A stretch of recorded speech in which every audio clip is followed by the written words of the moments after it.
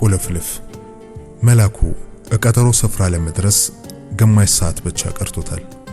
ልቡ ስቅል ማለቱን አረማመዱ ያሳብቃል። መኪናውን በጥድፊያ ቆሞ ከኋላው ወንበር ሳምሶናይት ቦርሳውን አፈፍ አድርጎ ወረደና ወደ መኖሪያ አፓርታማው ተጣደፈ።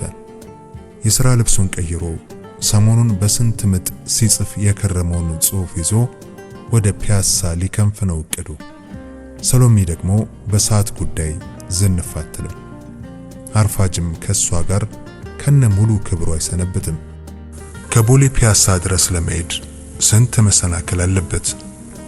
መብራቱ፣ ታክሲው፣ እግረኛው፣ ኧረ ምኑ ቅጡ።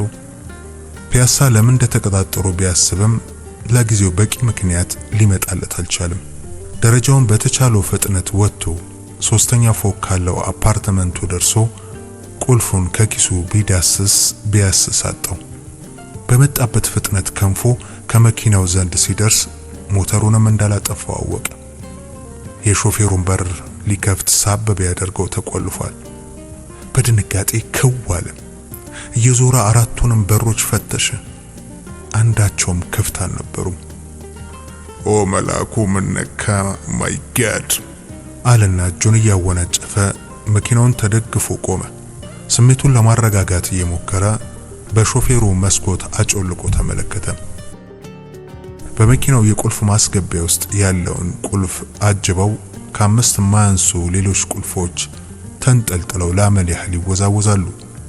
እንቁልልጭ የሚሉ ይመስል ተቀያሪ ቁልፎቹ ደግሞ እቤት ውስጥ ተቆልፎባቸዋል። የተቆለፈበት ቁልፍ እኔንም ቆላልፎ አስቀረኝ አለና መስኮቱን ለመስበር አሰበ። ኪሳራው ታየው። በሽቦም ሰርስሮ ለመክፈት ሞክሮ አቃተው። መፍትሄ ፍለጋ አንድ ሁለት ጓደኞቹ ጋር ደውሎ ሊያገኛቸው አልቻለም። የሰሎሜን ስልክ ደጋግሞ ቢሞክርም አይመልስም። መላኩ ሁሉም የጠመመበት መሰለው። ለቀጠሮ የቀረው 17 ደቂቃ ብቻ ነው። ግንባሩ ላይ ያቸፈቸፈውን ላብ በእጁ መዳፍ ጠራረገና ለትንሽ ጊዜ አይምሮውን አረጋግቶ ማሰብ ጀመረ። ድንገት ፈጽሞ ያልጠበቀው የመፍትሄ ብልሽታ ፊቱን እንደ ጠዋት ጸዳል አበራው። ሰሎሜ በጣም ደክሟታል። የምትሰራው መካኒሳ አካባቢ ሲሆን የግዷን ነው ወደ ፒያሳ ያቀነችው። ማርፈድ አትወድም። ከውጭ ሀገር ለመጡ አለቆቻቸው የሥራ ሪፖርት ማቅረብ ስለነበረባት በጧት ነው ስራም የገባችው። የምትሰራበት ፕሮጀክት የጎዳና ተዳዳሪ ሕፃናትንና ሴተኛ አዳሪዎችን መልሶ የማቋቋምና ራሳቸውን የማስቻል ዓላማ ያለው ነው። ስራውን ስትጀምር የነበራት ወኔና የሥራ መነሳሳት አሁንም እንደጋለ ቢሆንም የሥራው ውስብስብነትና የችግሩ ጥልቀት ግን ካሰበችው በላይ የተቆላለፈ ሆኖባታል። ድህነት የችግር መንስኤ ነው ወይስ ጦስ የሚለው ጥያቄ ቀላል መልስ እንደሌለው ከተረዳች ሰነባብታለች። ከተወሰነ ጊዜ ወዲህ ጭራሽ ድህነት ምንድነው የሚለው ጥያቄ ራሱ እንቆቅልሽ ሆኖባታል። አሁን እንደገባት ከሆነ አንድ የጎዳና ተዳዳሪ ሕፃን ወይም ሴተኛ አዳሪ ችግራቸውም ሆነ ማንነታቸው ከህብረተሰቡ ሁኔታ ተነጥሎ የሚታይ ሳይሆን የተሳሰረና የተጠላለፈ ነው። ድህነት ከባህል ጋር የተዋደደ ያስተሳሰብ ደባል እንጂ ቀንድ ያለው ጭራቅ አለመሆኑ ለሰሎሜ በቅጡ የገባት ራሷን እዚህ ስራ ውስጥ ሙሉ ለሙሉ ካስገባች በኋላ ነው። ሰሎሜ ከመካኒሳ ፒያሳ ለመድረስ የወሰደባት 45 ደቂቃ አካባቢ ነው። በየቀኑ የራሷን መኪና ትነዳም። በሳምንት 2 ቀን ታክሲ ትጠቀማለች። መኪና መንዳት ከሰው ያርቃል የምትለው አባባል አላት። በታክሲ ከሲኤምሲ መካኒሳ ለመሄድ 1 ሰዓት ተኩል ይወስድባታል። ከሁሉ ሰው ጋር ታወራለች። አንዳንዴ ሊለክፏት የሚሞክሩ ጎረምሶች በአጭር ጊዜ ወዳጆቿ ሆነው የሆዳቸውን ሲዘከዝኩላት ይገኛሉ። ሰው አትፈራም። ለዚህ ደግሞ በጣም የጠቀማት ለሰው ሁሉ ያላት እውነተኛ ፍቅር ነው። ትንሽ፣ ትልቅ፣ ደሃ፣ ሀብታም፣ ገጠሬ፣ ከተሜ ልዩነቱ አይታያትም። ሰዎች ቆንጆ ነው፣ አስቀያሚ ነው ሲሉ የምሯን ግራ ይገባታል። ፍቅር ሊያስይዘው የሚችለውና የሚያገባው ሰው ካልሆነ በቀር ሌላው ሰው ሁሉ በሰውነቱ ያለው ውበት አይበላለጥም ትላለች። ለፍቅር የሚከፈተው አይናችን ብቻ ነው በማዳላት ሌላ አይነት ውበትን በማየት በተለየ ፍቅር የሚወድቅ።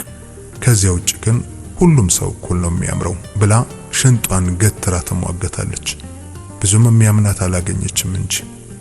ቀጠሮ ስፍራ ደርሳ ቀጭን የቅመም ሻይ ያዘዘችና በመስኮት አላፊ አግዳሚውን እያየች የሐሳቧን ልጓም ለቃ ነጎደች። ስልኳን ቤት ረስተው ስለነበር ቢያንስ እየደወለ ከሐሳቧን ንጉደት የሚያስተጓጉላት የለም። መላኩም ጋር መደወል አትችልም። ለነገሩ እሱም በቀጠሮ ማርፈድ የሚታማ አይደለም። ስለዚህ በመጣ ጊዜ ይምጣ ብላ ውጭውን ማየት ቀጠለች። ከተቀመጠችበት ካፌ ፊት ለፊት ታክሲዎች ይቆሙና ወራጁን አውርደው ካገኙ ተጫኙን ጎስረው ይከንፋሉ። በዙረታቸው ለመዞር ገንዘብ ለቀማ። አንድ አዲስ ሚኒባስ ታክሲ ሌላውን ለመቅደም ብሎ ፍጥነቱን ድንገት ገቶ እንደ ውድድር መኪና ተጠማዞ ቀጥ ብሎ ቆመ። በዚህ ጊዜ አንድ አዛውንት የኔብጤ በድንጋጤ ከታክሲው ለመሸሽ ወደ ኋላ ሲያፈገፍጉ ከላያቸው የደረቡትን የተተለተለ ድሪቶ እግራቸውን ጠለፋቸውና ወደ ኋላቸው ፍንችር አሉ። ሁሉም ቀልቡ ያለው ቀድሞ መሳፈሩ ላይ ስለሆነ ዘወርም ብሎ ያያቸው የለም። ለቅጽበት ያህል ጥቂት ሰው ከበብ አድርጓቸው ተረፉ አባት ሲል ሌሎቹም በከንፈር መጠጣ ያበሻ የመጀመሪያ እርዳታቸውን ቸሯቸው አለፉ። ማንም ሳያነሳቸው እዛው ወደቁበት እንዳሉ የሚቀጥለው ታክሲ ሲመጣ ሁሉም ወደ የራሱ የኑሮ ሩጫ ተጣደፈ። ሁሉም በየታክሲው ውስጥ ለመግባት ገፊያው ላይ አተኮረ። ባለ ታክሲውም ያያቸውም አይመስል ቢያያቸውም ግድ አይሰጠው፣ አልገጫቸው። እሱ ምን አገባው? የሚቀጥለው ታክሲ የጫነውን ጭኖ ሲነጉድ የመግባት እድል ያላገኘውም ለሌላ ታክሲ ሽቅድድም አኮበኮበ። አዛውንቱም በወደቁበት ቁጭ እንዳሉ ትዕይንቱን ሁሉ ስትመለከት የነበረችው ሰሎሜ ከመቀመጫዋ ተስፈንጥራ ወደ ሰውየው ሮጠች። አጠገባቸው ስትደርስ ሰውየው የተጋጋጠ ክንዳቸውንና አስፓልት ላይ ያረፈውን መቀመጫቸውን ያሻሻሉ። በህመም ድምፅ አይ አንቺ መብርሃን እንደው ምን አይነቱ ቀን ነው እያሉ ሲያክተመትሙ ደረሰች። አባቴ ተርፈዋል? በድንጋጤ በርከክ ብላ ትከሻቸውን ደገፍ አርጋ ጠየቀቻቸው። አይኗን እያዩ አይ ልጄ እመቤት ያትርፋኛለች፣ መትረፉንስ ብቻ እንደው ሰው ሳንቲም ሲወርቅበት ግድ ይሏል፣ አጎንብሶም ያነሳል። ደሃ ከሆንሽ ግን ይውልሽ ማንም ከቁብ አይቆጥርሽም። እግዚአብሔር ያክብርሽ እመቤት ያለው ትበልሽ ልጄ አሉ ለመቀመጥ እየሞከሩ። ማን ነው ስሙ አባባ አለቻቸው። ስማቸውን ስትጠይቃቸው ገርሟቸው አሁንም ባትኩሮት እያዩዋት አሉ ስማቸው እንደጠፋባቸው ሁሉ። ለነገሩ እሳቸው የኔ ብጤ ማን ስማቸውን ይጠይቃቸዋል? ስማቸውን ከተጠቀሙበት ከ10 በላይ ዓመታት አልፏል። አባት፣ ሽሜው፣ ሼባው ካልሆነም በቃ ያለ ስም የሚሰጠውን ቁራሽ ወይም ሳንቲም ጥሎላቸው ነው ሰው ሁሉ የሚሄድ። ስማቸውን ከጣሉበት ሩቅ ዘመን ወደ ኋላ ነጎዱ። ከጥቂት ዝምታ በኋላ ያገኙት ይመስል ጎሮሯቸውን እየጠራረጉ አራጋው ነበር ስሜማ አሉ። አሁን እንዳልሆነ ሁሉ ከንፈራቸው ድርቅ ብሏል። የፊታቸው ቆዳ ቁሩና ሐሩሮ አወይቦት አቧራው በስሱ ተደርቦበት እውነተኛ መልካቸውን ማየት አዳጋች ነው። ጥርሳቸው ከመበለዙም ባሻገር ታጥቦና ተፍቆም ስለማያውቅ በላዩ ላይ የያዘውን ቆሻሻ እንደ ጋቢ ደርቦታል። ሽብሽብ ቆዳቸውና ነጭ ጠጉራቸውም ከጉስቁልናቸው በላይ የእድሜ ባለጠግነታቸውን በግልጽ ይጠቁማሉ። ሰው ድሃ የኔ ቢጤ ሲሆን ስሙንም ነው የሚደህየው ለካ አለች በሆዷ። እኔም ሰሎሜ ይባላለሁ፣ በሉ ይነሱ ከመንገድ ላይ አባባ አራጋው ብላ ክንዳቸውን ደግፋ አስነሳቻቸው። ለመጨረሻ ጊዜ ሀገራቸውን ለቀው ከተሰደዱ በኋላ ማንም በስማቸው ለዚያውም አባባ አራጋው ብሎ ጠርቷቸው አያውቅም። በስሟ ለመጥራትም ተሳቀው ልጄ እግዚአብሔር ያክብርሽ፣ ምን እላለሁ ሌላ የኔ ልጅ አሉ። አሁንም እንደተሸማቀቁ በሰው መልክ የመጣች መልአክ እንጂ ሰውም አልመሰለቻቸውም። የድምጻቸውን ድካምና የከንፈራቸውን ድርቀት አይታ ምናልባት እርቧቸው ይሆናል ብላ አሰበች። ድክም ያሉት ይመስላል አለች፣ ምን ማለት እንዳለባት ስላላወቀች። አዎ ልጄ፣ ድካሙማ እምለካለሁ። ሰሞኑን በጠቅላላ ጤናም አልነበረኝ። ተጋድሜ ነው የከረምኩት። ደግሞ ከመሙን በላይ አሁን የጎዳኝ ረሃቡ ነው። ትንሽ አንጀቴን ማስታገሻ ላገኝ ብዬ አሁን ጥላ በረድ ሲል ነበር እኮ ወዲህ መጣሁ። ክፉ ቀን በእንቅርት ላይ ጆሮ ገድፍ አሉ። አተነፋፈሳቸው ፈጠን ብሎ የትንፋሻቸውም ጠረን ጠንካራ ነው። ሰሎሜ ለይታ ባታውቀውም የራበው ሰው የጠኔ ጠረን ነበረ። መራባቸውን ሲነግሯት ይበልጥ ያሳዘኗት ሰሎሜ እስኪ እዚች አረፍ ብለው መክሰስን ቢጤ ቀምሰው ይሄዳሉ አለቻቸው። በእጆቿ እሳቸውን ደግፋ የነበረችበትን ካፌ ባፏ እየጠቆመች አይ ልጄ፣ እኛ እዛ እንድንገባ አይፈቅዱልን። ቆሻሻ እንደነካው እንጨት ነው ሰድበው አመናጭቀው የሚያባሩንን። አንቺ አለዳሽ ምን አስጨነቀሽ? ልጄ ታርፍ ያለው እዚህ ልሁን ግድ የለም ብለው ሲያመነቱ ግድ የለም ከኔ ጋር ነዎት ይምጡ ስትል አሁንም እንደደገፈቻቸው እሳቸውም ሲፈሩ ሲቸሩ ተከትለዋት ወደ ካፌው አመሩ። በቅርብ ርቀት ያዩአቸው ተሰብስበው የነበሩ የአካባቢ ጎረምሶች በማሾፍ መልክ ነፍሷ አዲስ ገቢ ዲያስፖራ ናት መሰል፣ አሁን በሯን ስትጨርስ ወይ አንዱ ሲቀበላት ያው ማሱን ትቀላቀላለች ሲል ሌላው ተቀብሎ ወይ እንደው እኔ በሆንኩ የወደኩት እሷ ካቀፈችኝ እንኳን አስፋልት ላይ ብረት ላይ የሚከስክሱኝ ሲል ከት ብለው ሳቁ። ሌላው ተከትሎ አቤት ቅናት፣ ሼባው ምን አለች ይኩን አቅፎ ማኪያቶን ፎት ቢልበት ሲል አሁንም ብለው ሳቁ። ሰሎሜ ሁሉንም ሰምታ ቀልዳቸው ፈገግ ቢያደርጋትም ጭካኔያቸውና ብልግናቸው ግን አናድዳት። በዚህ መሃል አንድ ጸጉሩ ጨብረር ያለ የአካባቢው አለቃ የሚመስል ጉልበተኛ ብጤ ነገሩን የታዘበ ያህል ሲያይ ኖሮ ስማ አንተ አሁን ቀልደ ሞታል አታዩንም? የሆነ ገጌ ነገር ናችሁ።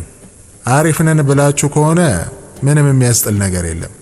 ነገ እኮ ሁላችንም ያው ነን። አቦ ምን አይነት ጨው ራስ ብቻ ነው ባካችሁ ሀገሩን የሞላው ብሎ ከቆመበት ወደ እነ ሰሎሜ ጠጋ እያለ ወጣቶቹን ከፍ ዝቅ አርጎ ተመለከታቸው። ልጁ ለድብድብ የማይመለስ በቀላሉ እንዳውሬ የሚያደርገው ይመስላል።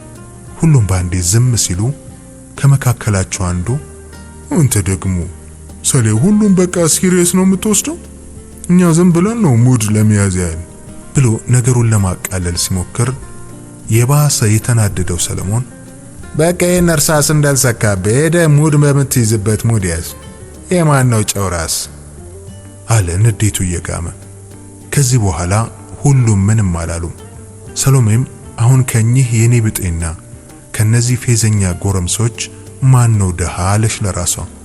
የሰለሞን ሁኔታ ግን ሁሉንም ባንድ እንዳትፈርጃቸው ለልቦኗ ሚዛን ሰጠው። ሰው በምንም የኑሮ ደረጃ ውስጥ ቢገኝም የሚኖረውን የህይወት አተያይና አቋም ሊመርጥ የሚችል ባለፈቃድ ፍጥረት ነው። ስለዚህም ሀብት ጨዋ አያደርግም፣ ድህነትም ለባለጌነት ምክንያት ሊሆን አይችልም ብላ አሰበች።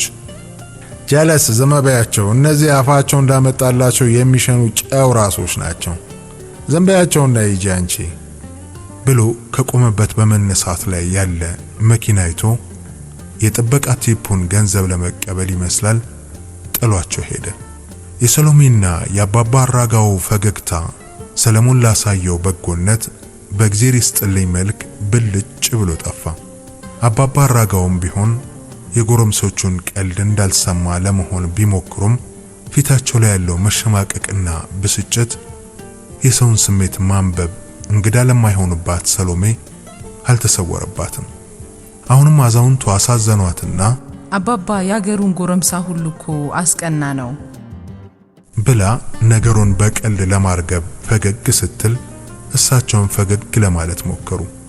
ከመምስቃያቸውም እየታገሉ የካፌውን በር ከፍታ አዛውንቱ እንደደገፈች ስትገባ ያጋጠማት ነገር ግን ከጠበቀችው በላይ ነው ያስደነገጣት። አረ ቆይ እዛው ወዴት ነው የኔ እህት አለች አንድ አስተናጋጅ ቁጣን፣ ግራ መጋባትንና ከፊል መጸየፍን በሚገልጽ የፊት መጨማደድ። ሰሎሜ ይቅርታ፣ አሁን እዚህ አስፋልት ላይ መኪና ገፍትሯቸው ወድቀው ነው፣ አሟቸዋል፣ ደግሞ ምርቧቸዋል። ትንሽ ነገር ይቅመሱና አረፍ ይበሉ ብዬ ነው፣ ከኔ ጋር ናቸው አለች በተረጋጋና በለስላሳ ድምጽ። የኔ ቢጤ ጋዜጣና ማስቲካ ነጋዴ ምናምን ማስገባት አይፈቀድልንም፣ ደንበኛ ይረብሻል፣ ከፈለግሽ ውጭ እርጃቸው አለቻት። የእግር ጣቶቿ ካደረገችው ክፍት ጫማ ሞልተው የተረፉት ደልደል ጠቆር ያለችው አስተናጋጅ አንቺ መቆየት ትችያለሽ፣ እሳቸውን ግን ይዘሽ መግባት አይሆንም በሚል ድምጽ። የምንጠቀመው እኮ ያው ገዝተን ነው፣ እስኪ ያቸው። አንቺስ አያሳዝኑሽም እንዴ? እንዲህ እያቃሰቱ ላንቺም እኮ አያትሽ ሊሆኑ ይችላሉ አለች ሰሎሜ አሁንም በትዕግስት። ከካፌ ውስጥ የተጠቀሙት ተስተናጋጆች ያልጠበቁትን አንዳች ተውኔታዊ ትርኢት የሚያዩ ያህል አይኖቻቸውን አንዴ ወደ አስተናጋጇ አንዴ ደግሞ ብቱቶ ለብሰው ቆንጆዋን ወጣት ደገፍ ባሉት የኔ ብጤ እንዲሁም በሰሎሜ ላይ ያቀያየሩ ጀመር። አረንጓዴ ጉርድ ቀሚስና በከፊል የወየበ ነጭ ውጥርጥር ያለ ሸሚዝ የለበሰችው አስተናጋጅ ቁጧ እየናረባት ነገርኩሽ እኮ እንዴ፣ እኛ እዚህ ተቀጥረን ነው የምንሰራው። ይሄ በጎ አድራጎት ድርጅት አይደለም። የወደቀ የኔ ቢጤ ሁሉ የሚታከምበትና የሚረዳበት ጤና ጣቢያም አይደለም እንዴ ነው እኮ የምልሽ።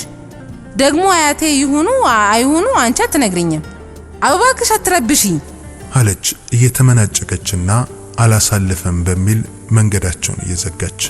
ይቅርታ ይውልሽ የኔ መቤት የምትይ ይገባኛል፣ ግን ደግሞ ማንም ሰው ድሃም ቢሆን ሀብታም ከፍሎስ እስከ ተስተናገደ ድረስ ሊከለከል አይገባውም። አሁን እዚህ ለልመና ሳይሆን ለመስተናገር ነው የመጣ ነው። አንቺ ልትረጂን ካልቻልሽ ወይ ባለቤቱን ወይ የካፍቴሪያውን ኃላፊ ማናገር ፈልጋለሁ አለች ሰሎሜ ራሷን ለማረጋጋትና ነገሩን በትክክለኛ መንገድ ለመፍታት እየሞከረች። ትዕይንቱ የበለጠ የተስተናጋጆችን ሁሉ ቀልብ እየሳበ ሄደ። ነገሩን ሲከታተል የቆየ አንድ ተስተናጋጅ በስጨት ብሎ እናንተ ሁሌም ሰው ሱፍ ለብሰው እንግሊዘኛ እያወራ ነው መስተናገድ ያለበት? ድሃስ ደግሞ እኛ አዛውንት ድሃ መሆናቸው ወንጀል ነው። ከዛ በላይ ለምን ይዛቸው እንደመጣች እየነገረችሽ ነው። መኪና ገፍትሯቸው ወድቀው ነው ብላሻለች። ሲሆን መርዳት ሲኖርብሽ ጭራሽ ለስድብ ትጋበዣለሽ እንዴ? አሁንስ የሀገር ተበላሸ እኮ ጎበዝ ብሎ ንትርክ ውስጥ ሳስበው ገባ። የሰሎሜና ያስተናጋጁ አለመግባባት የካፍቴሪያው ጸብ ወደ መሆን እየተሸጋገረ መጣ። ሌሎችም ተስተናጋጆች አንድ አንድ እያሉ ወደ ሰሎሜ ወግነው አስተናጋጇን ብቸኛ ተፋላሚ ያደረጓት። ሌሎች ሁለት አስተናጋጆች ወደ ትዕይንቱ ሲቀላቀሉ የነገሩ ትኩረት መሳብና ወደ ጸብ መቀየር አይቀሬነት ያጋጋላት አስተናጋጅ የያዘችውን የሻይ ትሪ ከፍ ዝቅ አደረገች። የኔም ቤት ትሰሚያለሽ? ምን አለ ስራችንን ብንሰራበት ባትበጠብጭን። ደግሞ ባለቤቱ እንዳንቺ ካለ ስራ ፈት ጋር የሚያጠፉ ጊዜ የላቸው። ከፈለግሽ ሰውዬሽን አዝለሽ መዞር ትችያለሽ። ፊልም የምትሰሪ መሰለሽ እንዴ? እኛ ዘመናይ። ይልቁንን ስራችንን አትበጥብጭብን። በህግ ከፈለግሽ ራስሽ መስተናገር ትችያለሽ ብላ ጸቡን በሷና በሰሎሜ መካከል ለማስቀረት ይመስላል የሌሎቹን ውረፋ ጆሮ ዳባ ልበሳለች። አባባ አራጋው ግን የነገሩ አካሄድ ፈጽሞ አላማራቸውም። ጸቡ ውሎ አድሮ ለሳቸው እንደማይጠቅማቸው ገብቷቸዋል። አስተናጋጇም ቢሆን ነገሩ በዚህ ደረጃ ይካረራል ብላ አላሰበችም። ግድ የለም ልጄ፣ ባክሽ በኔ ጦስ መዘዝ ውስጥ አትግቢ፣ እኔው እንዳመጣብኝ እችላለሁ አሏት ሰሎሜን ከካፌው ለመውጣት እየተዘጋጁ። በዚህ መሃል አንድ ሰው ከውስጠኛ ክፍል እነርሱ ወዳሉበት ተጠጋና ምንድነው ነገሩ እንዴ? ምንድነው የሁሉ ግርግር? ችግር አለ አለ ወደ አስተናጋጇ እየተመለከተ። የሷን መልስ ሳይጠበቅ ወደ እነ ሰሎሜ ዞር ብሎ ችግር አለ? ይቅርታ እኔ ቤቱ ባለቤት ነኝ፣ የምረዳችሁ ነገር ካለ አለ የግርግሩን መንስኤ ለማወቅ መልስ እየጠበቀ። አስተናጋጇ ጌቷን እንዳየች ውሻ የቁጣ ጅራቷን ሰብስባ ምን ባክህ ጋሽ ዳንኤል ይኸው የኔ ቢጤ ይዛ መታ ወድቀው ነው ምናምን እዚህ ይረፉ ትላለች። አይፈቀድም፣ ይህ ሆስፒታል አይደለም ብላት ከኔ ጋር ሙግት ገጥማ ቤቱን ሁሉ በጠበጠችው ብላ የሶሎሜን ወንጀል አግነናና የብጥብጡንም መንስኤ ከሽና ቀረበች። ተስተናጋጆቹ ደግሞ የመጣው አዲስ ሰው ባለቤት ሊሆን እንደሚችል በመገመት የእርሱን ፍርድና የሚቀጥለውን ትዕይንት ለማየት አንገትና ጆሮአቸውን አሰገጉ። የነገሩን ግለት የካፌውን ውጥረት የተረዳው ዳንኤል እሺ በቃ አሁን እናንተ ወደ ስራችሁ ሄዱ፣ የሚያስፈልገውን እኔ ያደርጋለሁ ብሎ በተረጋጋ አቀራረብ ወደ እነ ሶሎሜ ዞሮ ችግሩን ለመረዳት ሞከረ።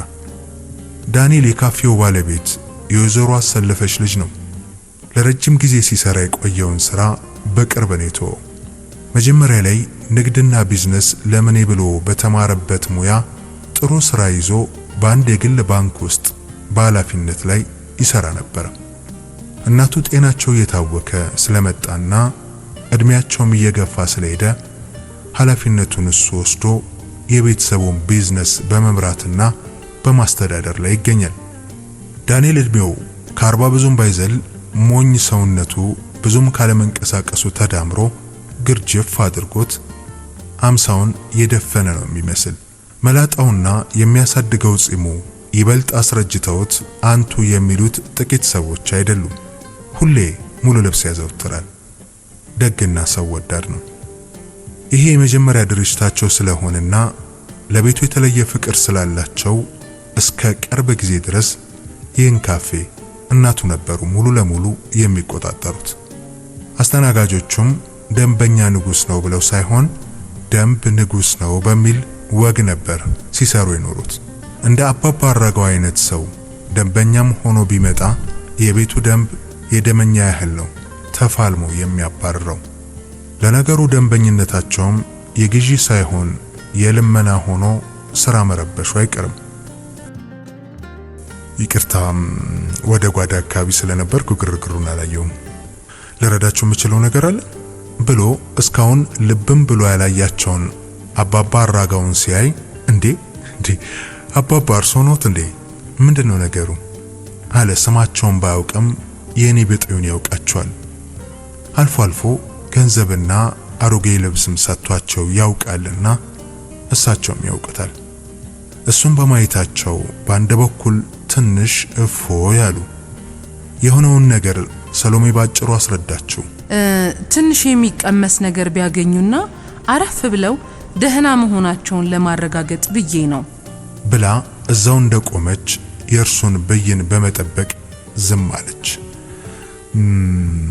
ለምን ወደ ጓዳው አካባቢ አታመጫቸውም?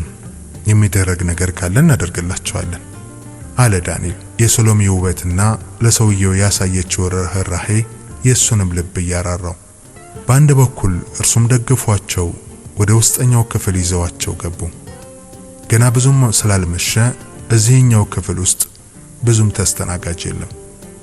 አንድ ቀልደኛ ተስተናጋጅ ወይ ካለው ተጠጋ ወይ ቆንጆ ተደገፈ አለ ሌሊን ብሎ ሰውን ሁሉ ሲያስቀው የግርግሩ ፍጻሜ ሆነ። ሁሉም ግን የዳንኤልን ቸርነትና ትህትና ካዛውንቱ ስቃይ ይልቅ ለሰሎሜ ውበት እንደተደረገ ሳስቡ አልቀረም። ሳምንት ሙሉ የረባ ነገር ባፋቸው ያልዞረው አቶ አራጋውም ጥሩ የስጋ ፍርፍር በለስላሳ የማጣጣም እድሉን በማግኘታቸው አስደንብሮ የጣላቸውን ባለ ታክሲ ከልባቸው የተቀየሙት አይመስልም። ዳንኤል ከካፌው ጓሮ ካለው ቤት አሮጌ ልብስ አምጥቶ ጨመረላቸው። እርሳቸውም አመስግነውት ሊረኩ አልቻሉም። ሌላ ምን ሊሰጡት ይችላሉ? ሰሎሜ በአጭር ጊዜ ከተከናወነው ፈጣን ድራማ ለመውጣት እየሞከረች አባባ አራጋውን ፈዛ ማየቷን ቀጥላለች። አጠገባቸው የተቀመጠው ዳንኤልም ጓደኞቹን ረስቶ የባጥ የቆጡን ያወራል፣ ይጠይቃል የሰሎሜን ቀልብ ለመሳብ። ሰሎሜም ደግነቱና ትህትናው ስላስደነቃት ደጋግማ እያመሰገነችውና የጠየቃትን የመለሰችለት ልብ አቅላጭ ፈገግቷን በመጠኑ ታሳየዋለች። ደግነቱንና አክብሮት የተሞላው መስተንግዶውን ባህሪው ነው ብላ ከመውሰድ ውጪ በሌላ አልተረጎመችውም። ሰዎች የሚፈልጉትን አፍ አውጥተው በግልጽ ካልተናገሩ በቀር እንዲህ አስበው ነው የሆነ ድብቅ አጀንዳ ይዘው ነው ብላ አትጨነቅም። በብልህነት ማሰብ በየዋህነት መኖር ነው መርሃ።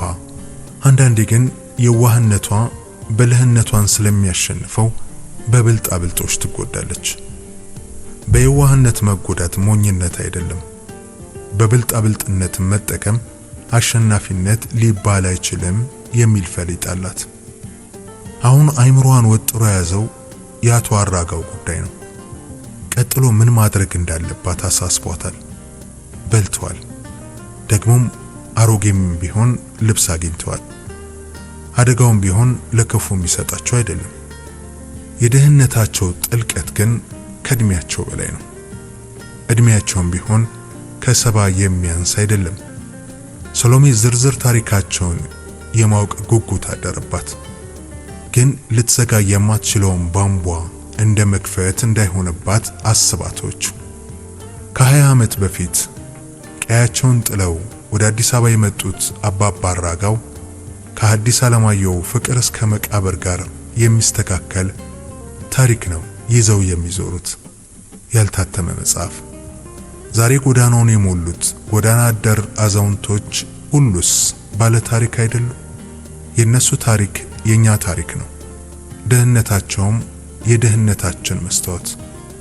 ያስተናጋጇም የዳንኤልም የባለ ታክሲውም አይነቶች ሀገሩን ሞልተውታል። እነሱም ታሪክ አላቸው። አባባ አራጋው ነጭ ጺማቸውን እያሻሹ ቀጥሎ የሚሆነውን በመጠበቅ የቀረበላቸውን እንጀራ አሁንም አረፍ እያሉ መጉረሳቸውን ቀጥሏል። ዳንኤልም የሰሎሜን አድራሻ እንዴት እንደሚቀበል በውስጡ መብሰልሰሉን ቀጥሏል። በዚህ መሃል አንድ ሰው ራሱን ብቻ ብቅ አድርጎ እነሱ ያሉበትን ክፍል ማተረ። ሰሎሜ በአንድ ጊዜ ፊቷ ሁሉ ጥርስ በጥርስ ሆኖ መላክ እዚህ ጋና ወደዚህ ና ብላ ለቅጽበት የሰፈነውን የጸጥታ ድባብ አደፈረሰችው። ጀርባውን ለበሩ የሰጠው ዳንኤልም አዛውንቱም ወደ በሩ አቅጣጫ ባንድ ላይ ዞር አሉ። ሰዓቱ ከምሽቱ 12:30 ይላል። የቀጠሮ ሰዓት በአንድ ሰዓት ማለፉንም ልብ አላለችው። መላኩ ተስፋ ቢቆርጥም ለማረጋገጥ ብሎ እያመነታ ነው የመጣው። ስልኳም ስላልመለሰ ዝም ብሎ ቤቷ ከመሄድ ብሎ ነው የመጣው። እስካሁን እዚያው መቆየት አስደስቶታልም ገርሞታልም። ፊቷ ላይ ያለው የፈገግታ ጨረር ለወትሮው ላረፈደ ሰው የምትሰጠው አልነበረም። መላኩ ካረፈደባት ለምንም ቢሆን ማክሮፍ አይቀርም። እሱ ደግሞ ሰሎሜ ስታኮርፍ ማባበሉና እሷን ማሳቁ ደስ ይለዋል። ለዚህ ይሆናል አንዳንዴ አውቆም ሳውቅም የሚያረፍደው። መላኩ ወደ እነሱ ሲያመራ ዳንኤልን ከሰሎሜ ጋር ማየቱ ከነሱ ጋር የተቀመጡት የነቢጤ አዛውንትና የራሱን ማርፈድ ተቀላቅለው ሐሳቡን ምስቅልቅል አደረጉበት። አይ ዳንኤል፣ እሱ መቼም የማያውቀው ሰው የለም አለ በልቡ። ከዳንኤል እህት ጋር አብረው ነው ዩኒቨርሲቲ የተማሩት። በጣም የቅርብ ጓደኛው ነበረች። ወደ ውጭ ሀገር ከመሄዷ በፊት አይለያዩም ነበር። እሷ ህልሟም ምኞቷም አሜሪካ ነበረ። ቅርርባቸው ከመደበኛ ጓደኝነት ያለፈ እንደሆነ ለማንም የተሰወረ አልነበረም። ሳይታሰብ ግን በእድሜ ከ20 ዓመት በላይ የሚበልጣትን ከአሜሪካ የመጣ ሀበሻ የዩኒቨርሲቲ ፕሮፌሰር አግብታ ለመሄድ እንደወሰነች ድንገት ነበር የነገረችው። ለተወሰነ ጊዜ ተረጋግታ የነበረችው የመላኩ ዓለም ምስቅልቅሏ ወጥቶ ነበር በጊዜው።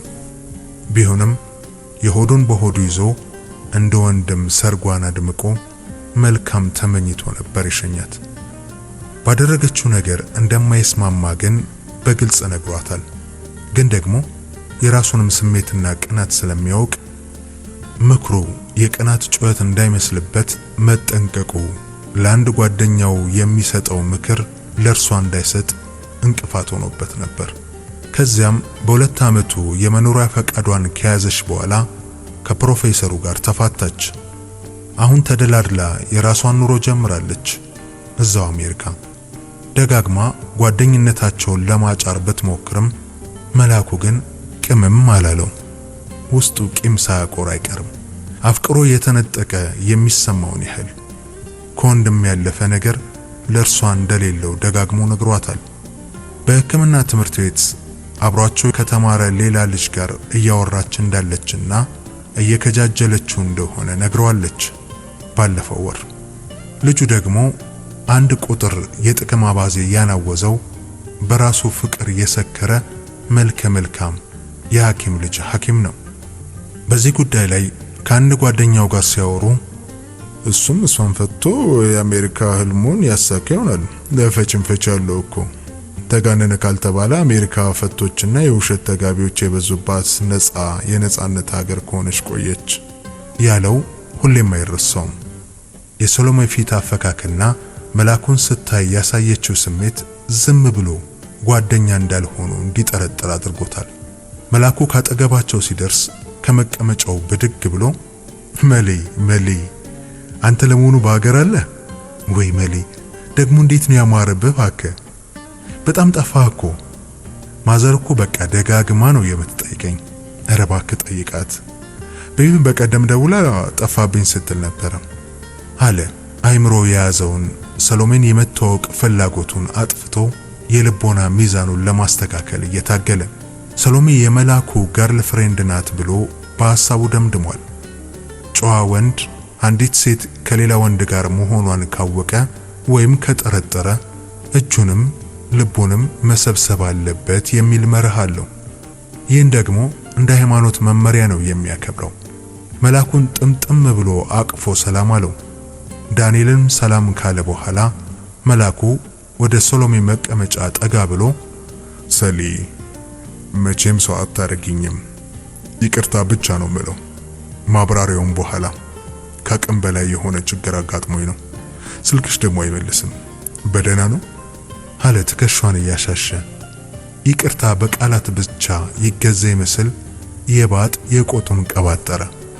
ሰሎሜ ፊቷ አሁንም በፈገግታ እንደተሞላ ጠዋት ቸኩዬ ከቤት ወጥቼ ስልኬን ረሳሁት፣ ይቅርታ። ደግሞ እዚህ ከመጣሁኝ በኋላ አንዳንድ ነገሮችን አጋጥመውኝ በቃ ጊዜው እንዴት እንደሄደ አላውቅም። ይሄኔ የት እንደነበርኩኝ ታውቃለህ አይደል? አለች ሳቅ እያለች እጁን በሁለት እጇ ይዛ እያሻሸች። ማንንም ቢሆን ከደቂቃ በላይ አትጠብቅም። ይህ የእሷ የቀጠሮ ህግ ቁጥር 2 ነው። ቁጥር 1 ደግሞ እሷ አታረፍድም። አባባ አራጋው አንዴ አንዱን አንዴ ሌላውን እያዩ በእግራቸው መሃል የያዙትን በትር ደገፍ እንዳሉ ግራ ቀኛቸውን ያጤናሉ። አንደበታቸው በዝምታ ቢሸበብም ውስጣቸው በብዙ ጫጫታ መራወጡ አልቀረም። ዙሪያ ገባውን በአርምሞ እያዩ የሚቀጥለውን ነገር በመጠበቅ ወንበራቸው ላይ እንደተሰፉ ናቸው። መሊ ተዋውቃቸው፣ አባባ አራጋው ይባላሉ። እዚህ ነው የተዋወቅነው። ዝርዝሩን በኋላ አጫውታለሁ። ከዳንኤል ጋርማ አንተው አስተዋውቀኝ እንጂ ቤተሰብ ትመስላላችሁ አለችው ወደ ዳንኤል ዞራ ፈገግ በማለት። ትንሽ እንደወሩ ዳንኤል ጓደኞቹ ትዝ ብለውት ኦ ማይ ጉድነስ አረንም ልሂድ፣ ጓደኞችን መኮረስቼ እዚህ ቀረው። አይዞት አባባ እኛም እዚህ ያለን እንግዲህ እንኳን እግዚአብሔር አተረፎት። መሊ አትጥፋ፣ ለማዘርም ደግሞ ደውለህ አለው በላት። ሰሎሜ ሪሊ አም ሶ ኢምፕሬስድ፣ በጣም ደግ ሰው ነሽ። እንግዲህ አሁንማ መሊ ዘመድ ነው፣ እንገናኛለን። አደራ አይ ሪሊ ዋንት ቱ ኖ ምን እንደምትሰሪ ምናምን ደግሞ was really pleasure meeting you አለና ሁሉንም ጨብጦ ተሰናብቷቸው ጓደኞቹ ወዳሉበት ወደ ሌላው ክፍል ሄደ። ሰሎሜም ዳንኤልን ከልቧ አመሰገነችው። አዛውንቱም መሬት ለጥ ብለው እጅ ነሱ።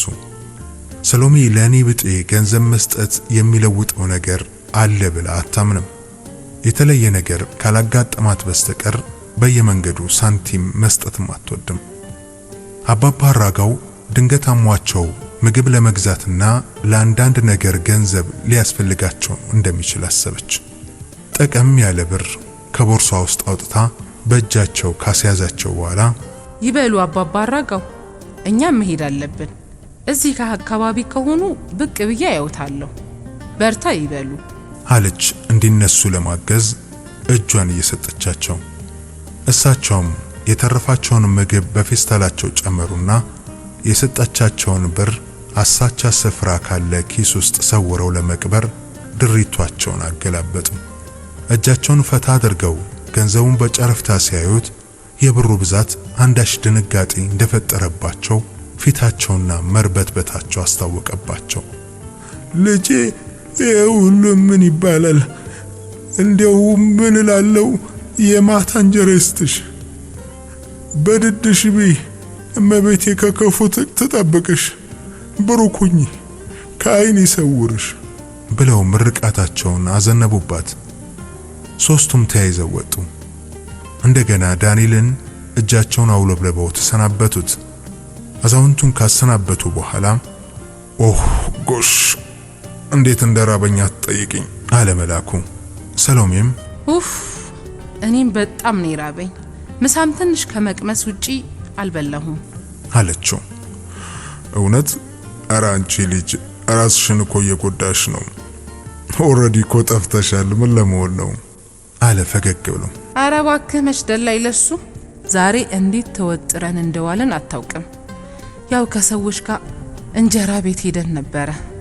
ብዙም አልሳበኝም ምግቡ እና ለዛ ነው አለች ክንዱን ያዝ አድርጋ። እሺ ኧረ እኔም ብለው እንዴት ነበረ ኢቫሉዌሽን አለ መላኩ። ትናንትና ስለ ፕሮጀክታቸው ግምገማ በስልክ የነገረችው ትዝ ብሎት። ጥሩ ይመስላል። አሁን ግን በቃ ፕሮጀክት ማለት የችግር መፈልፈያ እንጂ በቃ ምንም ለውጥ አለ አይደል? ስር ነቀል ለውጥ ያመጣል የሚል እምነቴ እየጠፋ ነው። በቃ ስራ ነው። እርዳታውን ከሚሰጡት ጀምሮ የፕሮጀክት ሰራተኞች፣ የመንግስት ባለስልጣናቶች፣ ተረጂዎች ሁሉ ጥቅም እንጂ ለውጥ አይደለም አላማቸው።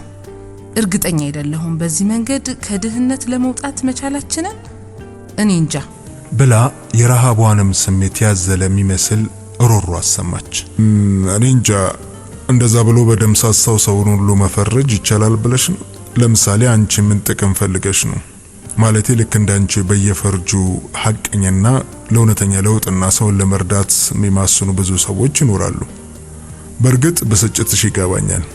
ግን ደግሞ ሌላ የተለየ ምን ማድረግ ትችያለሽ? ማለቴ የተሻለ አማራጭ አለሽ? የእርዳታ ድርጅትና ፕሮጀክቱ ሁሉ ቢዘጋ ከዚያስ? አለ መላኩ የተሻለ አማራጭ ሐሳብ ለመኖሩም እየተጠራጠረ። እኔ እንጃ አሁን እሱን እንተው። ስለ ራበኝ ይሆናል። አሁን ባክ ያንተስ ቀን እንዴት ነበረ? እስኪ ንገረኝ። ምን አጋጥሞህ ነው እንዲህ ያረፈድከው? ሚተረሳል መስሎ አለች አይኑን እያየችና ክንዱ ላይ ቆንጠጥ እያደረገችው ርዕሱንም ለመቀየር የምሯንም ለምን እንዳረፈደ ለማወቅ በመፈለግ። ቀኑ ያው የተለመደ ነው፣ ስራ፣ ስብሰባ፣ ናቲንግ ኒው። አለቃችን ከውጭ ተመልሷል አለና የመኪናውን ቁልፍ ከኪሱ አውጥቶ ተሳፋሪ በሚገባበት በር በኩል ሄዶ ሰሎሜን ካስገባ በኋላ እሱም ገብቶ ሞተሩን እያስነሳ ወዲያው አንድ ወጠምሻ ጎረምሳ ራሱን አከክ እያደረገ ወደ መኪናው ሲቀርብ የጥበቃ ሂሳብ ፈልጎ እንደሆነ ስለገባው ከኪሱ ውስጥ ያገኘውን ጥቂት ዝርዝር ብር ሳይቆጥር እጁ ላይ አስቀመጠለት። ይመቻችሁ፣ ያው እዚሁ አለን ሁሌ ማትርሽን ስትመጡ። እንግዲህ ጀለሴ ቀደም እኮ በጣም ነው ያናደዱኝ እነዛ ጨው ራሶች። እርሻቸው አንቺ እኛ ካልተዛዘነ ማን መጥቶ ሊያዝልልን ነው? አይገርምሽም? አንቺ ግን ይመችሽ፣ በጣም ደግ ሰው ነሽ። ወደ ሰሎሜ እያየ አባባ አራጋውን ይዛ ወደ ካፌው ለመግባት ስትሄድ በተረብ የለከፏትን ልጆች ዝም ያስባለላት ወጣት ነበር። አሁን ሲያናግራት ነው ያወቀችው፣ ጨለምለም ስላለ። ይቅርታ ቅድምም ሳላናግርክ በጣም እግዚአብሔር ይስጥልኝ። ማን ነው ስምህ ግን? አለችው ሰሎሜ። መላኩ ለሚያወሩት ነገር እንግዳ ቢሆንም መኪናውን ማስነሳቱን አቁሞ አንዴ ጎረምሳውን አንዴ ሰሎሜን እያየ ማዳመጡን ቀጥሏል። ወደ መኪናው መስኮት ጠጋ ብሎ ሰለሞን እባላለሁ፣ ያው እዚህ እየተገፋፋን እንኖራለን፣ እሱ አይክፋው አለ ራሱን አከክ እያደረገ። ኑሮ ቢከፋም ልቡ ግን አሁንም ልስልስ መሆኑ ያስታውቃል። ትንሽ አዋርተውት አመስግነውት ሊሄዱ ሲሉ ላዩ ላይ ያለቀች ያለችው ስስ አዳፋ ጃኬት ቀልቡን የሳበችው መላኩ ከኋላ ወንበሩ ስር ካለው ፌስታል ውስጥ ተንጠራርቶ ወፈር ያለውን የጨርቅ ጃኬት አውጥቶ ክላክስ አድርጎ ጠራውና ሰለሞን ትንሽ ሲበርድ ትጠቅማለች ብሎ ሊያቀበለው ሲዘረጋ ኧረ አያስፈልግም ብሎ እንደ መግደርደር ካለ በኋላ ከልቡ አመስግኖ ተቀብሎ በፈገግታ ነጠር እያለ ወደ መጣበት ወደ ጨለማው ገብቶ ተሰወረ። መላኩ መስሪያ ቤት ውስጥ ትልቅ ቅርጫት አስቀምጦ የመስሪያ ቤቱ ሰራተኞች የማይለብሱትን ወይም ለችግረኛ መስጠት የሚፈልጉትን ልብስ እዚያ ውስጥ እንዲያስቀምጡለት ያደርጋል። ከዚያ ውስጥ የተወሰነውን በፌስታል አድርጎ ሁሌም በመኪናው ውስጥ ይዞት ነው የሚሄደው። እንደ ሰለሞን አይነት የሚያስፈልጋቸው ሰዎችን ሲያይ አውጥቶ ይሰጣቸዋል። በተለይ ለፊልድ ስራ ሲወጣ በብዛት ይዞ በመሄድ መስጠት ይወዳል። መላኩ መኪናውን አስነስቶ በደመ ነፍስ እየነዳ 4 ኪሎ አካባቢ ሲደርሱ ምንድነው መብላት ያሰኘሽ ሰሊ አለ የመኪናውን ቴፕ ድምጽ እየቀነሰ። እኔ እንጃ ትንሽ ጸጥ ወዳለ ቤት ብንሄድ ደስ ይለኛል፣ ጫጫታው ናለይና ዙሮታል አለች ግንባሯን በግራ እጇ ደገፍ አድርጋ። አም ሶሪ አይዞሽ አሁን ይለቅሻል፣ ራቡም ሊሆን ይችላል አለ። እሱም በራሷ ላይ የጫነችውን እጇን ያዝ ለቀቅ እያደረገ እንጀራ ቤት ባይሆን ግን ደስ ይለኛል፣ ከፈረንጆቹ ጋር ወደ አበሻ ቤት ነው ቀን ይሄድ ነው፣ ለዛሬ እንጀራ ማየትም አልፈልግም አለች ቦርሷን ወደ ኋላ ወንበር ላይ የወረወረች። ከዚያም ታስሮ የዋለውን ጸጉሯን ነፃ ለቃ በጣቶቿ በተን መንዘር እያደረገች ዘና ለማለት ሞከረች። እንደገና ተንጠራርታ ቦርሷን ስባ ከውስጡ የጽዳት ፈሳሽ የያዘውን ብልቃት አውጥታ እጇ ላይ ፈሰስ አደረገች። እጇን አሻሸችና ትፈልጋለህ ብላ ወደ መላኩ እጇን ዘረጋች። አይ ቆየኝ አለ የተጨነቀ በመጣው መንገድ ላይ አትኩሮቱን ለማድረግ እየሞከረ። ቦሌ አካባቢ ወዳለው ታይ ቤት ብንሄድስ ጸጥ ያለ ነው፣ ደግሞ ቤቱም ምግቡም ጥሩ ነው አለ የምትለውን ለመስማት በጭረፍታ ያያት። በጣም አሪፍ ነው፣ ግን ያው መንገዱን መቻል ነው። በአሁኑ ጊዜ መንገዱን መጨናነቅ ይበዛበታል አለች መስኮቷን እየዘጋች። ሰሎሜ ሜካፕ መጠቀም አትወድም፣ ውሃ ግን ሁሉ ነገሯ ነው። ሁሌም በጣም ንጹህ ናት። ብዙ ውሃ መጠጣት ትወዳለች። ዋናም ከገባች መውጣት አትወድም። በስህተት ሰው የሆንሽ አሳ ነሽ ይላታል መላኩ። ስትለብስ ግዴለሽ ትመስላለች። እሷ ግን ግዴለሽ አይደለችም። ሳታስብ የምታደርገው ምንም ነገር የለም። አንድ ጥንቁቅ ግዴለሽ የምትላት ጓደኛ ነበረቻት። ያሏት ልብሶች ብዙ አይደሉም። ዋና ትኩረቷ ዋጋ ወይም ፋሽን አይደለም፣ ምቾት፣ ጥንካሬና ጥራት እንዲሁም እርስ በርሳቸው ከሰውነቷና ከሰብዕናዋ ጋር ያላቸውን መጣጣምና ውህደት አይታ ነው የምትገዛቸው። ስለዚህ ምንም ብትለብስ ለእርሷ ብቻ ተጨንቀው ተጠበው የሰሩት ነው የሚመስለው። ዛሬ የለበሰችው የወየበ የሚመስል ፈዛዛ ጂንስ ወይን ጠጅና ብርቱካናማ ዥጉርጉር ቶፕ ሲሆን ፈዛዛ የወይን ጠጅ መልክ ያለው ቀላል የቆዳ ጃኬት ጣል አድርጋለች። ጫማዋ ጥቁር ፑማ ስኒከር ሲሆን ቀበቷ ደግሞ እጅግ ለፍቶ የተለሳለሰ ጥቁር ቆዳ ነው፣ ልክ እንደ ቦርሷ። ቦርሷ የትንሽ ትልቅ ነው የያዘው ጉድ ሲታይ። ላፕቶፕ ኮምፒውተሯን ጨምሮ ብዙ ወረቀቶችንና ጥቃቅን አስፈላጊ ንብረቶቿን አንግቧል ከአነስተኛ የገንዘብ መያዣ ቦርሷ ጋር። ፊቷም ጥርሷም ቆዳዋም እንዳስተሳሰቧ ጥርት ጽድት ያሉ ናቸው። አቋሟ ጠንካራ፣ ድምጿ ግን ለስለስ እንዳለ ሙዚቃ ለመስማት የማይሰለች ነው።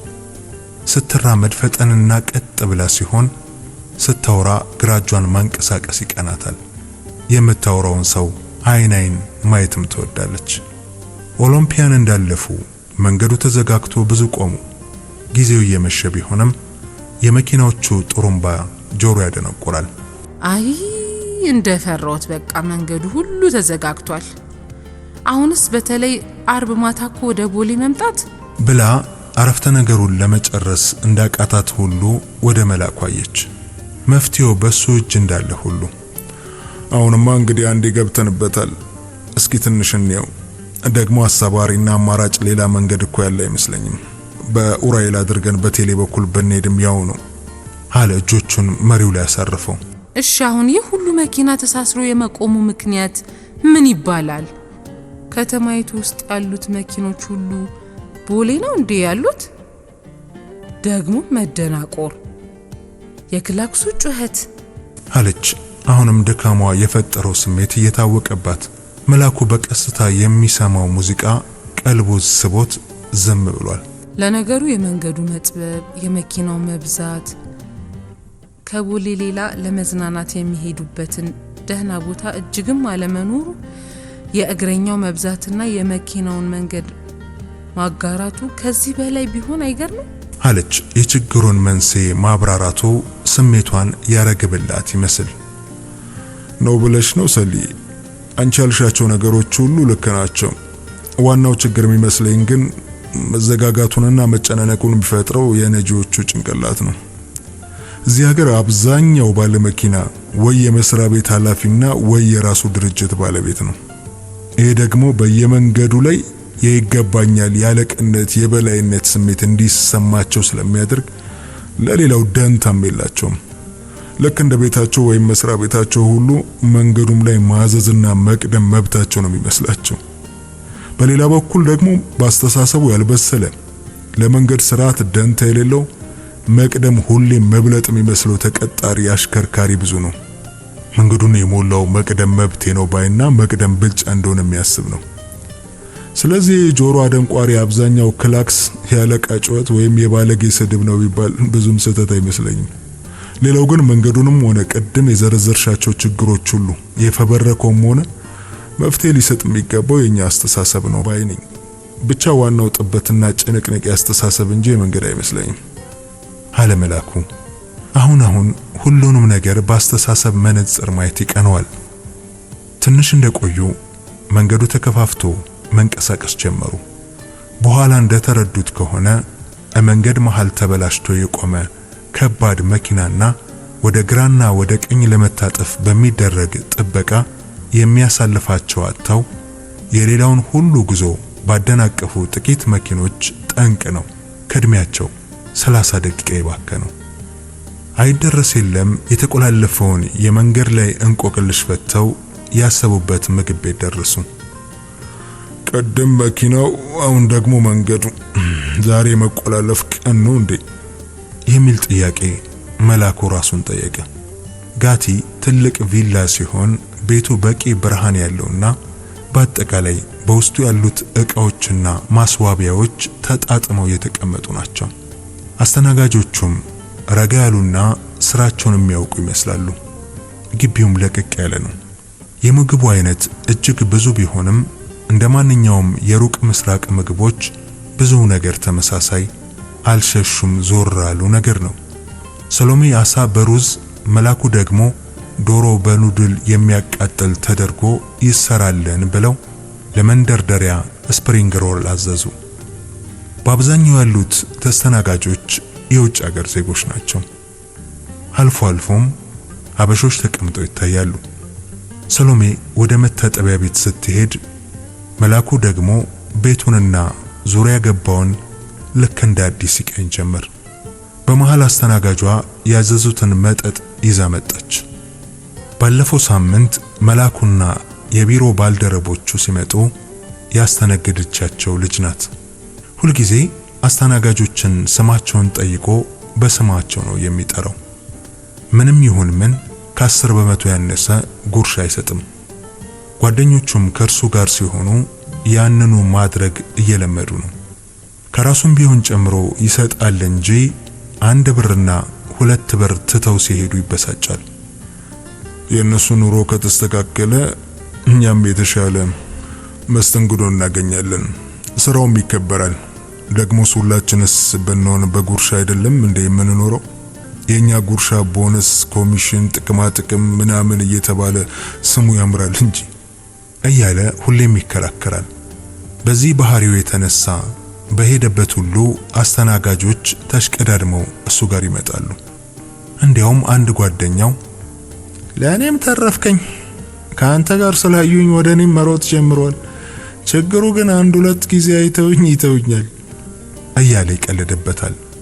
መላኩ ከአስተናጋጆች ጋር ማውራትና ስለ ኑሯቸው መጠየቅ ደስ ይሏል። እንዴት ነው ልጅሽ ተሻላት ገነት? አላት የያዘውን ቶኒክ እየቀዳችለት። አሁን ደህና ሆናለች፣ አመሰግናለሁ። ትምህርት ቤትም ሄድ ጀምራለች። መላኩ ስሟንና ልጇን ማስታወሱ ገርሞታል። ፊቷ ሁሉ ጥርስ በጥርስ ሆነ። ስራስ እንዴት ነው? አለ ሰሎሜን ከመታጠቢያ ቤት ወደ ወንበራቸው ስትመጣ በከፊል እያየ። ደህና ነው፣ ያው ረጋ ያለ ነው አለች አሁንም ፊቷ እንደበራ። በዚህ መሃል ከመቼው እንደደረሰች ሳስበው ከኋላ ፊቱን በቀዝቃዛ እርጥብ እጇ ነካ ስታደርገው ድንግጥ ብሎ እንደተለመደው ሲደነብር ሰሎሜ ሳቋ አለቀቀችው። ገነትም እየሳቀች ሄደች። ታዲያ ምኑን ታጠብሽው? ስንት አቧራ ላብ ምናምን ያለውን ፊቴን ነክተሽ አለ ለእርሷ እንዳሰበ በማስመሰል በዚህ እንኳን በትተው ብሎ የንጽህና አባዙያን ስለሚያውቅ። መላኩ ቅዝቃዜ ፊቱን ሲነካው በተለይ ሳስበው ከሆነ አንዳች አውሬ እንዳየ ነው የሚደነበረው። ይህ ደግሞ ሰሎሜን ያዝናናታል። እርሷ ግን ወይ ፍንክች። ምንም ግድ የለም አንተ ስትደነብርኩ ባክቴሪያዎቹና ምናምኖቹ ሁሉ ናቸው የሚሞቱት ብላ አሁንም ሳቋ አለቀቀችው። እሺ ያው ብድር መላሽ ያድርገኝ አለ አለመረታቷን እያየ። መኮረጅ አይቻልም ግን እሺ አለች ሳቋን እየሰበሰበች። እሱም በዚህ መሃል ለመታጠብ ወደ መታጠቢያ ቤቱ አመራ። እያወሩ እየተሳሳቁ በልተው ሁለቱም ሻይ አዘዙ። ጥቂት ዝምታ በመካከላቸው ሰፍኖ እንደቆየ እኔ ምልህ መሊ ይዘህልኝ መጣክ አለችው። ምኑን? አለ መላኩ ወደ እሷ ዘንበል ብሎ። ምንም እኮ አይጥምም። ስንት ጊዜ እንደቀደድኩት አትጠይቀኝ። እኔ መጻፍ አልችልም። በቃ አለ አይደል ለመጻፍ የተፈጠሩ ሰዎች አሉ፣ ደግሞም ላለ መጻፍ የተፈጠርን። አንቺ ግን የምርሽን ነው እኔ እንደጽፍ የምትፈልጊው? አለ። እሱንማ የጨረስን መሰለኝ እኮ ያለቀ ነገር ነው እንዴ? ደግሞ ለምን ዋሻለሁ? ዝም ብለህ እኮ የምታወራውን እንኳን መጻፍ ብታደርገው ስንት ሰው እንደሚጠቅም አንተ ስለማታውቅ እኮ ነው። በቃ ባለፈው እንደተባባል ነው ለሌላ ሰው አትጻፍ፣ በቃ ለኔ ጻፍልኝ። ደብዳቤ ሊሆን ይችላል። እምቢ ካልክ ሩቅ አገር ሄድና ያው የግድህን ትጽፋታለህ።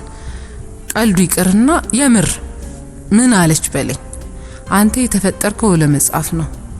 እስኪ ከዚያ እናያለን። በቃ ለአንድ አንባቢ ብለህ ጻፈው። ግን ዛሬ ምንም ይዤ አልመጣሁም እንዳትልና እንዳልገልህ። ትንሽ ነገር አምጥቼልሻለሁ እስኪውና ገና አደራ ዝም ብሎ ነገር ከሆነ አታድክሚኝ፣ ላንቺ ብዬ ነው አለ አሁንም እርግጠኝነት በማይታይበት ፊት። ታንኪዩ የታለ ታዲያ አለች አሁኑኑ ለማየት ቸኩላ። መኪና ውስጥ ነው ያለው፣ ላፕቶፕ ቦርሳዬ ውስጥ ስንሄድ ሰጥሻለሁ፣ በበላ አቅምሽ ብታየው ብዬ ነው አለ ፈገግ ብሎ የቀረበላቸውን ትኩስ ሻይ ውስጥ የጨመረውን ስኳር እያማሰለ። አንዳች ተንኮል አስበው። እኔ ያንን ስዕል እንዴት እንደምወደው አትጠይቀኝ፣ እስኪው ይሁን አንዳች ሰላም አይሰጥም ሲላት በየዋነት ዞር ብላ ስዕል ስትፈልግ በሻይ ውስጥ የነበረውን ማንኪያ በፍጥነት እጇ ላይ ቢያስነካው ማሚዬ ብላ በመጮህ ከተቀመጠችበት ብድግ ስትል ሰው ሁሉ ዞር ዞር ብሎ ወደ እነሱ ሲያይ ድምጹን ጎርነን አርጎ መኮረጃ አይቻልም ስላልሽኝ ነው በሞቀ ውሃ የተጠቀምኩት ብሎ እሱን በተራው ሲስቅ አንተ ግን ጨካኝ ነህ። እኔ እኮ አባበስኩህ እንጂ ጠበስኩህ እንዴ ስትል ኧረ ትዝ ይልሻል ባለፈው ጀርባዬ ውስጥ የጨመርሽው በረዶ እሱስ ማባበስ ነው ብሎ እንደገና ሳቁን ለቀቀው አይኗን እያየ። እሺ ቆይ ግን ለአሁኑ ተሳክቶልሃል ብላ እጇን ስተባበስ ደግሞ አንቺ እኮ ባታባብሽኝ ኖሮ እኔም አንቺን ለመጥበስ አላስብም ነበር አለ ከት ብሎ እየሳቀ እንደገና። አንተ ነገረኛ ሆነሃል። እኔ እንደዚያ ማለቴ አይደለም።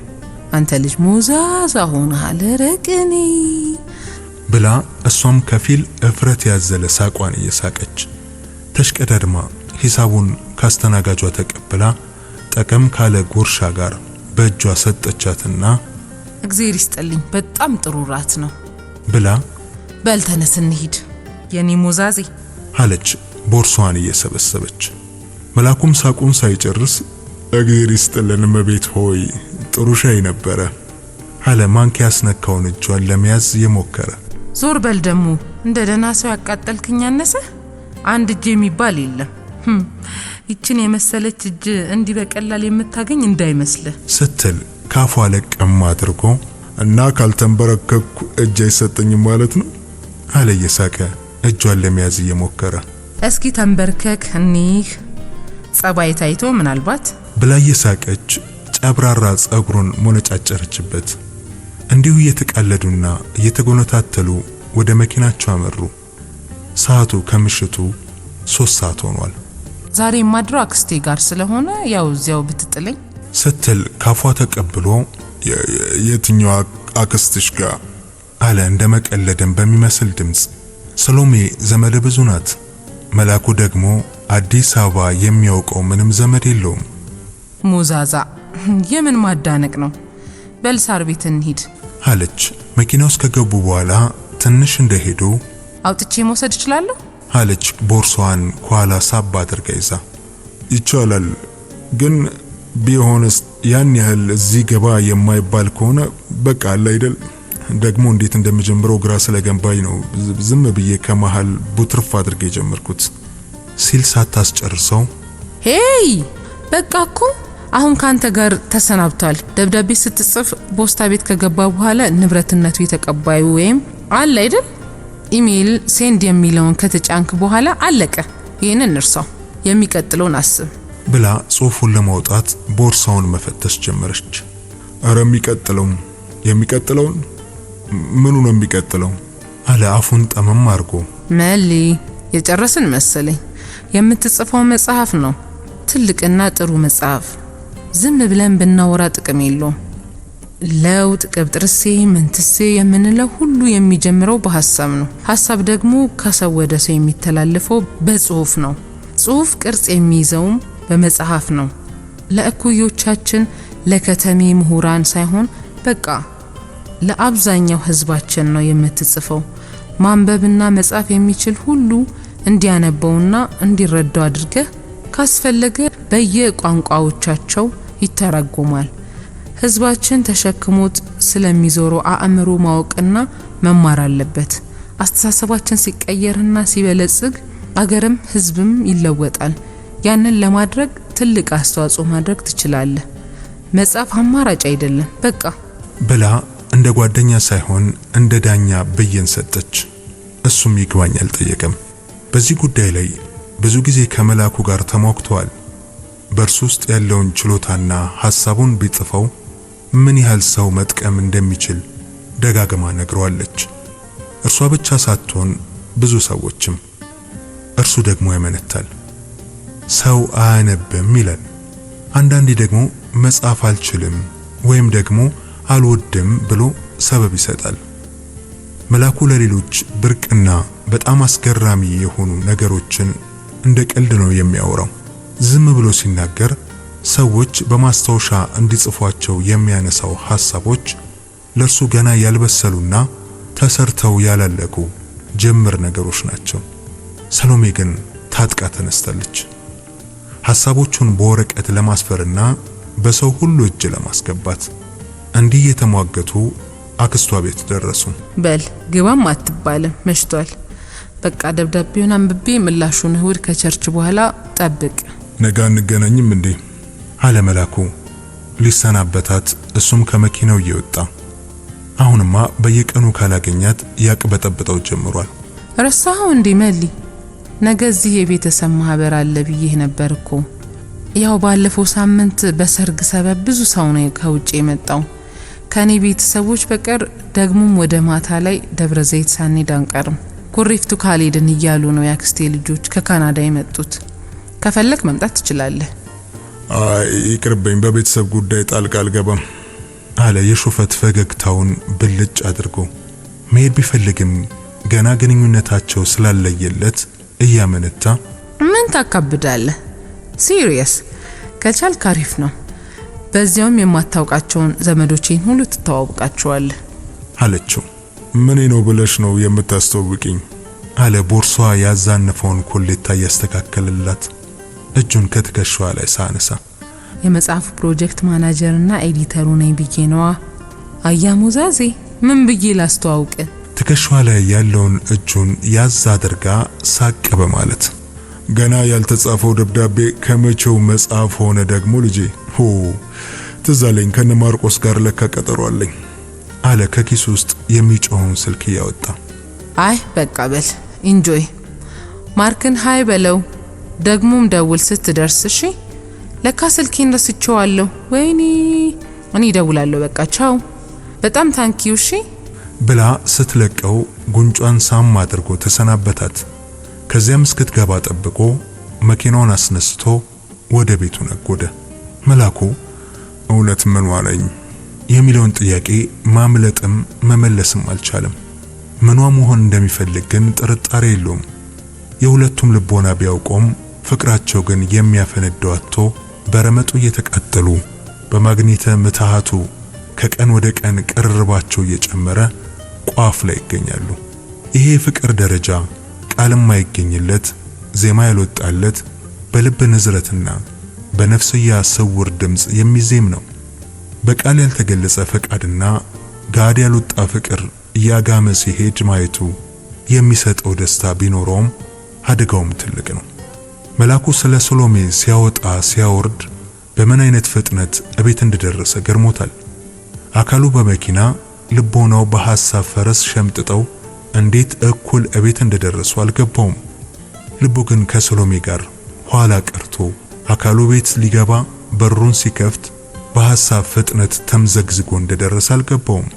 ልክ የቤቱን በር ሲከፍት ነበር ሐሳቡና አካሉ ተዋህደው አንድ ሆኖ ለብቻው ጸጥታና ጨለማ ወደ ሰፈነባት ጎጆ የገባው።